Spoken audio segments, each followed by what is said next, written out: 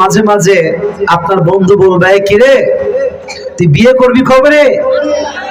তো বলবেন যে দোস্ত আমার তো কেউ নাই, আমি কারে বিয়ে করবো? তোমার বন্ধু বলতো তো 4টা গার্লফ্রেন্ড আছে, বাট নাই কিন্তু আসলে কেউ। এটা হচ্ছে একটা মিথ্যা অপবাদ। আবার মাঝে মাঝে দেখবেন আমরা কোনো হারাম না করে আমাদেরকে মিথ্যা অপবাদ দেওয়া হয় কি হয় না? অনেককে অনেক রকম অপবাদ আমাদের জীবনে দেওয়া হয়। আমি ছোট্ট একটা হাদিস বলবো। হাদিসের এক্সাম্পল দেওয়ার আগে আমি আগে জিজ্ঞেস করতে চাই, আমি অনেকগুলো আয়াত বাদ দিয়েছি আজকে, জাস্ট পরিবেশের যেন ঠিকঠাক ভাবে আমি শেষ করতে পারি, তাই প্রেসাইজলি বলছি। বরং তো আমার নবীজির জীবনে একজন স্ত্রী যিনি কুমারী ছিলেন, যার আগে কখনো বিয়ে হয়নি, সেই স্ত্রীর নাম ছিল কি? রাদিয়াল্লাহু তাআলা আনহা। আমার নবীজির বউ ছিল মোট কয়টা, কে বলতে পারে? 11টা বউ। প্রথম বউয়ের নাম ছিল কি?